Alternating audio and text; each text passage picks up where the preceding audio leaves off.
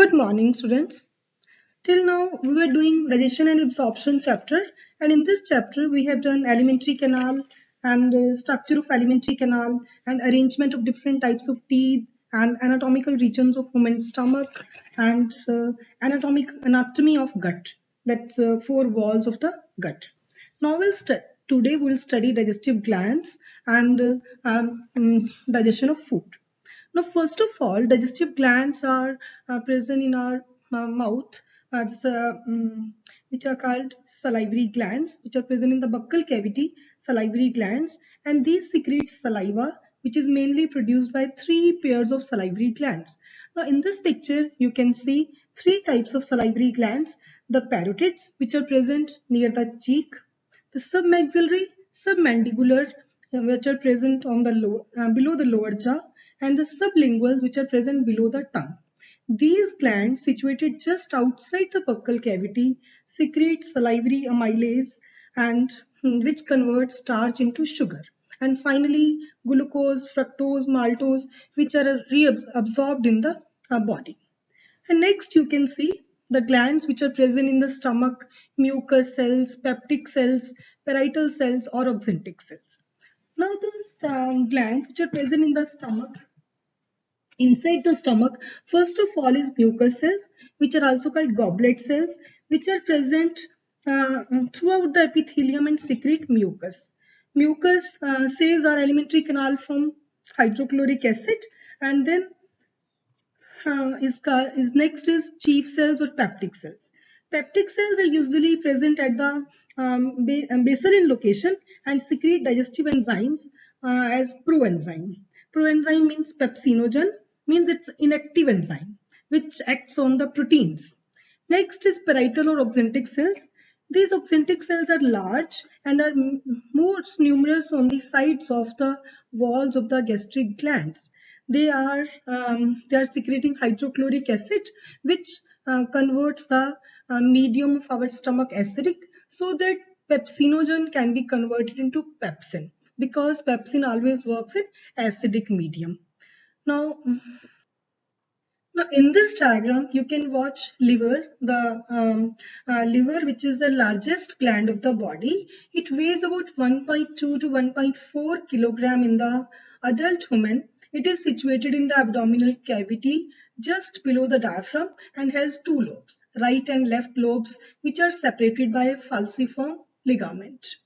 Now, each lobule is covered by a connective tissue sheet called Gleason's capsule, which is the only feature present in the mammals. Now, in the liver, there are some cells are present, Kuffler cells, which are phagocytic in nature and eat worn out white blood cells, red blood cells, and bacteria, etc. So, as you know that the liver has two lobes, right and left lobe.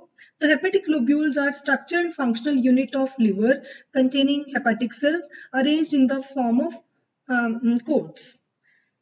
The bile is secreted by these hepatic cells, passes through the hepatic duct and is stored and concentrated in the thin muscular sac, which is called gallbladder. The duct of gallbladder, which is called cystic duct, along with the hepatic duct from the liver, forms the common bile duct. Now you can see cystic duct which is coming from the gallbladder, and the hepatic duct which are coming from the liver. They open into the pancreas. And when these bile duct and pancreatic duct open together into the duodenum as common hepatopancreatic duct, which is guarded by sphincter. The name of sphincter is called sphincter of Oddi. Now, next gland is pancreas. The pancreas is a compound gland, which is also called heterocrine gland. Heterocrine gland, when a gland secretes both enzymes and hormones, then this type of gland is called heterocrine gland or mesocrine gland. Now, pancreas is a elongated organ situated between the stomach and duodenum parts. The exocrine portion secretes an alkaline pancreatic juice containing enzymes, pancreatic amylase, pancreatic lipase and trypsin, and the endocrine portion secretes hormones like insulin and glucagon, which you have studied about these hormones in 10th standard too. Now the next topic is how the digestion of food takes place in our body. In mouth, then in stomach, and then in small intestine, and then what happens to the food when it goes in the large intestine. First of all, the process of digestion is accomplished by mechanical and chemical processes. As I already told you, buccal cavity performs two major functions. That's when it's having teeth, it masticates the food, and facilitation of swallowing. The teeth, tongue, with the help of saliva, masticate and mix up the food thoroughly. Mucus in saliva helps in lubricating and adhering the masticated food particles into a bolus, and the bolus is then conveyed into the pharynx and then into the esophagus by the process deglutition. Deglutition.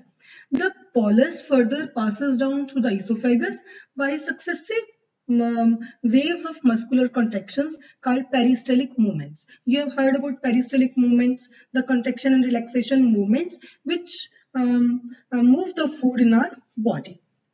Now, gastroesophageal sphincter. Gastroesophageal sphincter, where is present?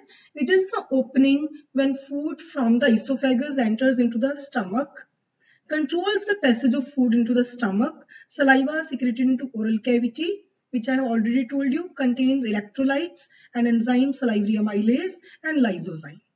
Now the function of salivary amylase I have already told you. Now the function of lysozyme is that which is present in the saliva, acts as antibacterial agent that prevents infections.